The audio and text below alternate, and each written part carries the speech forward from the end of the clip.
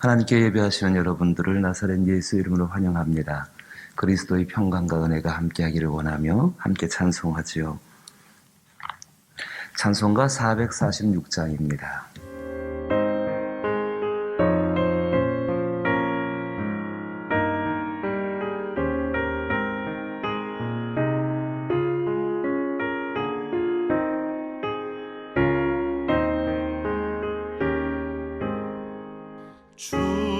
충성 외에는 참 기쁨 없도다. 날 사랑하신 주 늘 계시옵소서. 기쁘고 기쁘도다. 항상 기쁘도다. 나 주께 왔사오니 복 주옵소서. 나 주께 왔으니 복 주시옵소서. 주 함께 계시면 큰 시험이 기네. 기쁘고 기쁘도다. 항상 기쁘도다. 나 주께 왔사오니 복 주옵소서.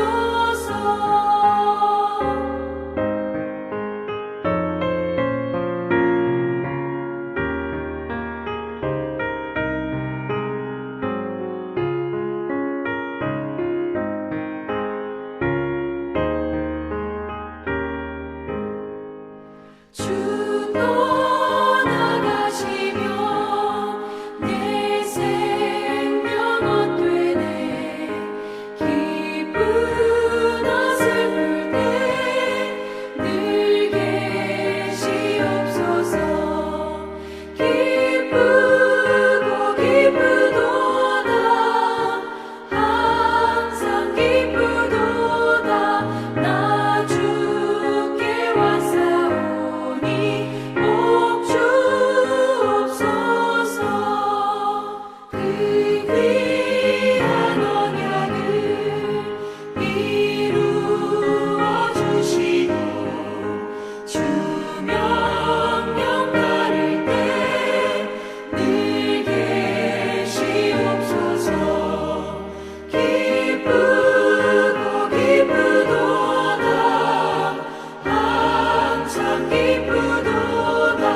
나 주께 왔사오니 복 주옵소서.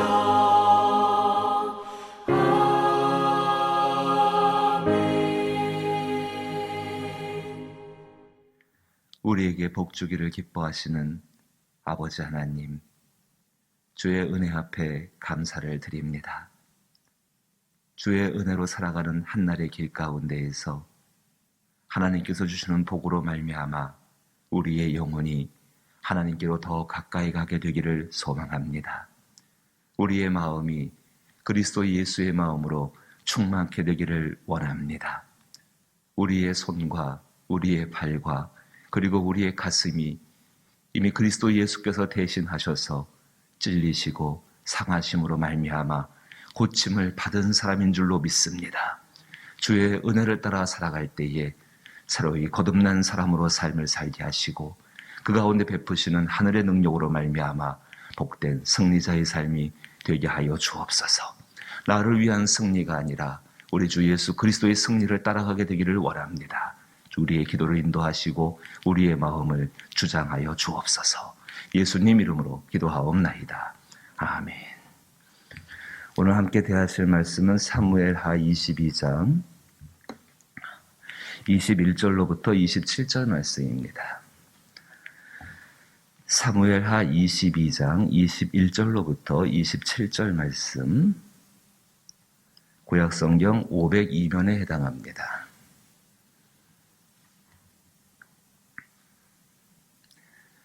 구약성경 502면에 사무엘하 22장 21절로부터 27절 말씀입니다. 말씀을 한 절씩 번갈아 읽어보죠. 제가 먼저 21절 읽습니다. 여호와께서 내 공의를 따라 상 주시며 내 손의 깨끗함을 따라 갚으셨으니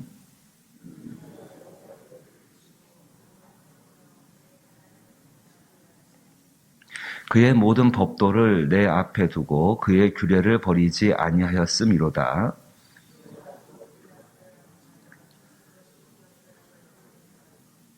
그러므로 여호와께서 내 의대로 내 눈앞에서 내 깨끗한 대로 내게 갚으셨도다.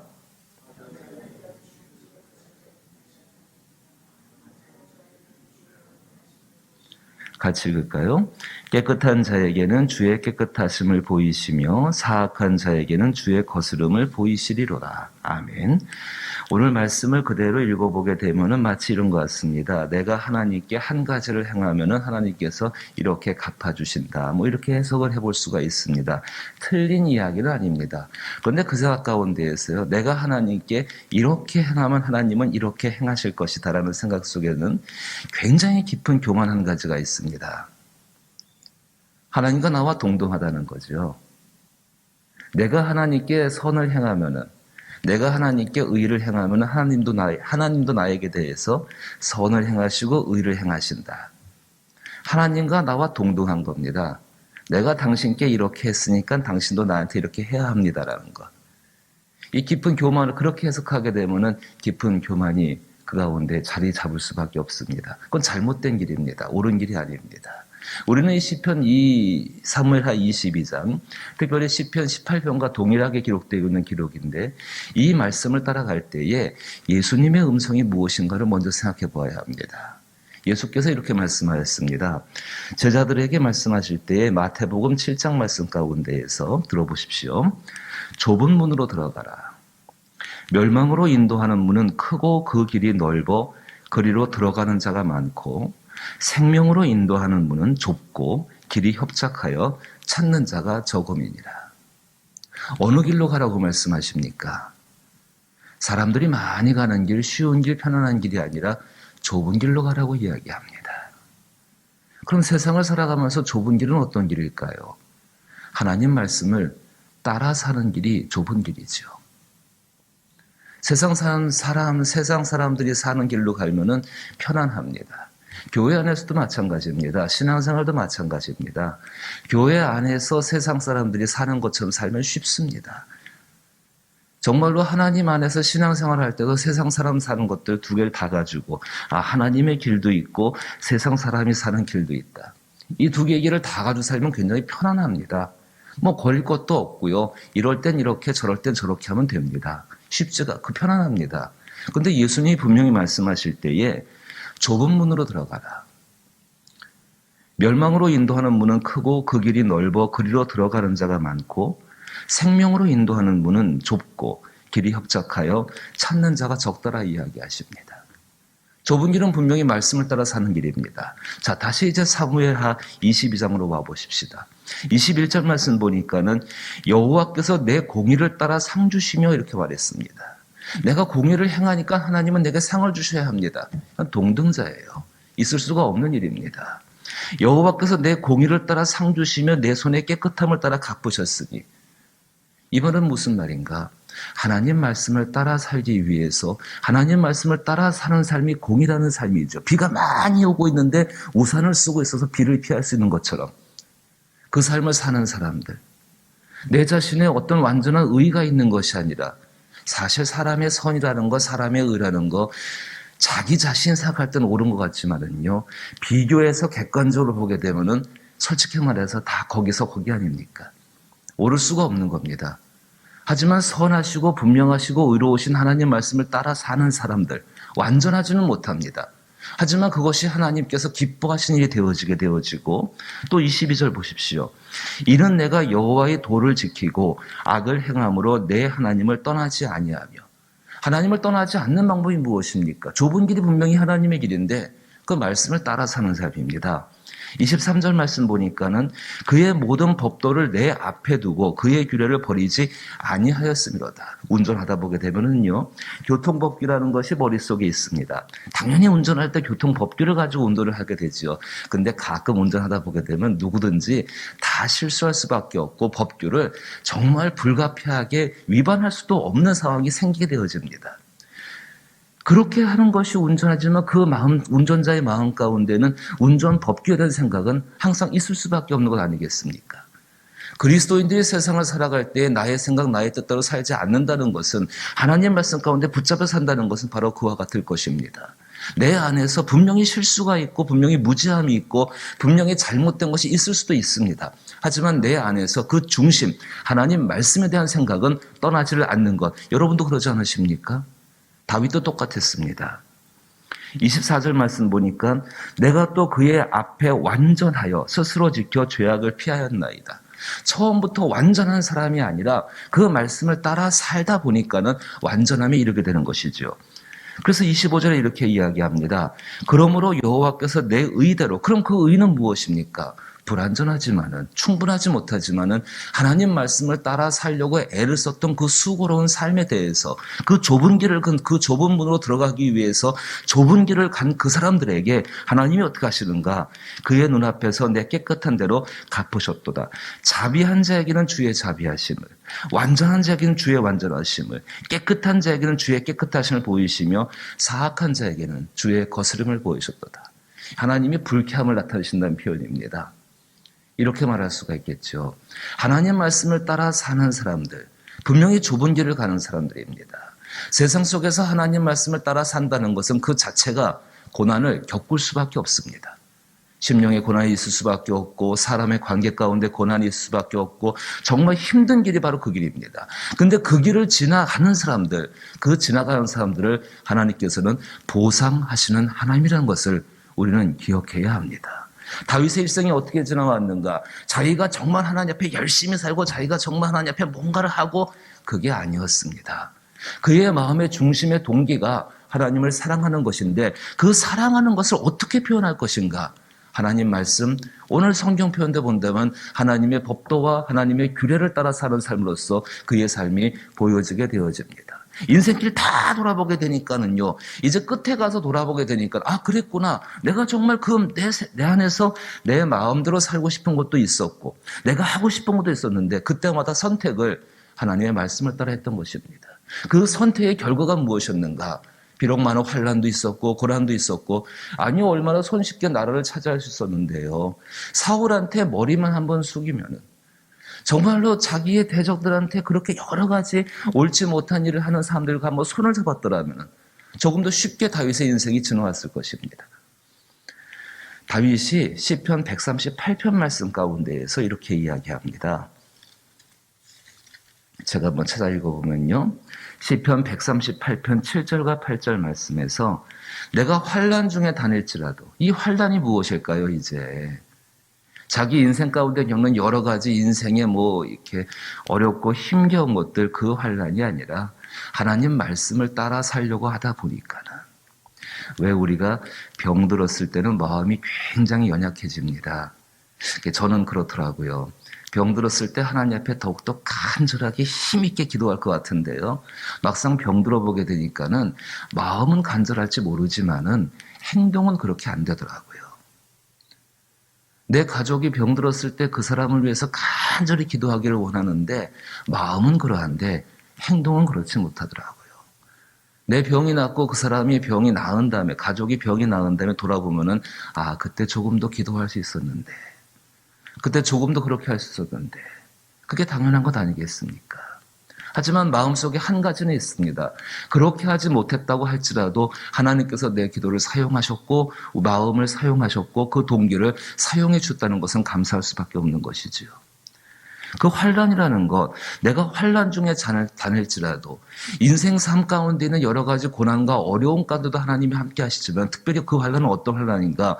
좁은 길을 가기 위해서, 좁은 문으로 들어가기 위해서 그래도 내 안에 주신 그 생명의 약속의 말씀들, 병들었을 때 기도하라고 말씀하셨으니까는 기도하기에 애썼던 것들, 사랑하라고 말씀하셨으니까는 사랑하기 위해서 애썼던 것들, 하나님을 섬기라고 말씀하셨으니까는 섬기기 위해서 애쓴 그것들, 그것 가운데 받는 환란들이 반드시 있을 수밖에 없습니다. 그 환란 중에도 다닐지라도 주께서 나를 살아나게 하시고 주의 손을 펴사 내 원수들의 분노를 막으시며 주의 오른손이 나를 구원하시로다. 여호와께서 나를 위하여 보상해 주시로다. 여호와께서 나를 위해 보상해 주시로다. 하나님은 보상의 하나님이십니다. 어떤 사람을 보상하는가? 정말로 인생 가운데 겪는 여러 가지 희노애락에 대한 보상 이전에 하나님을 향한 마음의 동기가 그 하나님 향한 사랑이 되어지고 그것으로 인하여서 그 하나님을 향해서 좁은 길을 걷기 위해서 그 수고와 애를 썼던 그 사람들, 그 사람의 삶들을 보상해 주십니다. 그리스도 예수가 어떤 분이셨습니까? 그 보상하시는 그 하나님, 그 약속의 하나님을 믿고서 그는 십자가를 감당하셨고 그 십자가로 말미암아 하나님의 뜻을 이루시게 되어졌고 말씀이 온전하게 다 이루어지게 되어졌고 그로 말미암아서 산자와 죽은 자의 주가 되게 하시는 하나님의 영광을 누리게 되었다는 것입니다. 그리스도인들, 세상을 살아가는 그리스도인들, 우리 마음 안에 있는 것을 성취하는 사람들이 아니라 그리스도 예수처럼 되어지는 사람이 바로 그리스도인들 아니겠습니까? 분명히 그분은 우리를 보상하시는 하나님이십니다. 이 하나님을 믿을 수 있기를 주의 이름으로 축복합니다. 그 보상의 하나님께 더 가까이 가는 방법이 무엇인가? 다시금 정리한다고 한다면 좁은 문으로 들어가기 위해서 말씀을 따라 선택하고 그 길 가운데 박는 고난들, 그 고난 가운데 반드시 그 환난들을 위로하시며 갚으시는 그 하나님을 신뢰하면서 오늘 내 길을 걸어가는 사람들 것입니다. 돌아보면은 우리가 걸어온 신앙의 길과 똑같습니다. 다윗이 걸어왔던 길이나 우리가 걸어왔던 신앙의 길이나 아니 이게 어떻게 같습니까? 다윗을 주목해서 보니까 그렇게 보여지는 것이지요. 하나님 편에서 우리를 볼 때는 모두가 동일합니다. 하지만 마음의 중심은 분명해야 합니다. 이렇게 보상받는 하나, 보상해 주신 하나님, 그래 그 하나님 때문에 이렇게 일을 해야겠다. 그것이 아닙니다. 마음의 중심이 내가 그 보상받는 하나님이 계시지 않는다 할지라도 그 하나님을 향해서 이 길을 갈 수 있음을 감사하며 그것 때문에 내 마음을 다시금 돌아보게 되어지고 내 행동들을 돌아볼 때 이미 우리와 함께 하셔서 우리의 삶의 깊은 곳 한 가지 한 가지도 주관하시는 그 하나님의 은혜와 능력들을 경험할 줄로 믿습니다. 그 믿음의 길, 그 선한 길을 걸어가시고 그 가운데에서 그리스도 예수에게 보셨던 그 놀라운 은총들을 누릴 수 있는 저와 여러분 될 수 있기를 주님의 이름으로 축복합니다. 주기도문으로 예배 마칩니다. 하늘에 계신 우리 아버지여, 이름이 거룩히 여김을 받으시오며 나라의 임하옵시며 뜻이 하늘에서 이룬 것 같이 땅에서도 이루어지이다. 오늘날 우리에게 일용할 양식을 주옵시고 우리가 우리에게 죄 지은 자를 사하여 준 것 같이 우리 죄를 사하여 주옵시고 우리를 시험에 들게 하지 마옵시고 다만 악에서 구하옵소서. 대개 나라와 권세와 영광이 아버지께 영원히 있사옵나이다. 아멘. 우리는 하나님 앞에서 기도할 때마다 은혜를 구합니다. 근데 하나님께서는 은혜 베풀기를 기뻐하시는 하나님이시죠. 그의 은혜가 없는 것이 절대로 아닙니다. 우리 이렇게 한번 기도의 방향을 조금 바꿔보십시다. 은혜를 구합니다. 하지만 우리가 한 걸음 더 나가서 은혜를 찾게 하여 주옵소서. 내 눈을 밝혀주시고 내 귀를 열어주시고 내 마음의 문을 열어주시어서 이미 내게 베푸신 은혜를 찾게 하시고 이것이 우리의 감사의 제목이 되게 하시고 그 감사로 말미암아 더욱더 하나님께 가까이 나갈 수 있는 저희들이 되게 하여 주옵소서. 기도할 수 있게 되기를 바라옵고 그런 관점에서 이 나라와 이 땅을 바라보시고 코로나19 가운데에도 하나님의 은혜가 있음을 발견케 되고 감사하는 기도가 드려질 줄로 믿습니다. 여러 가지 어렵고 힘겨운 상황 가운데서도 정말로 마음이 달구어진 화덕처럼 뜨겁게 되어졌을 때에 그것 가운데 뭔가 올려놓게 되면 다 타버리게 되죠. 그 가운데에서 하나님의 은혜를 기억하십시오. 그리고 감사하십시오. 그 가운데 하나님의 온전하게 이루심들을 경험할 줄로 믿습니다. 가족을 위해서 기도할 때도 또 교회를 위해서 기도할 때도 정말로 베푸신 은혜가 무엇인가 감사함으로 우리의 기도가 채워지게 되기를 원합니다. 가족이 구원받기를 위해서 그렇게 오랜 시간 기도하는데 참 힘들지요. 그 가운데 하나님의 은혜가 무엇인가를 찾아보시게 되기를 원합니다. 또 정말로 병들고 약한 분들, 가족들을 위해 기도할 때도 이와 같은 은혜가 있기를 원합니다. 함께 기도하십시다.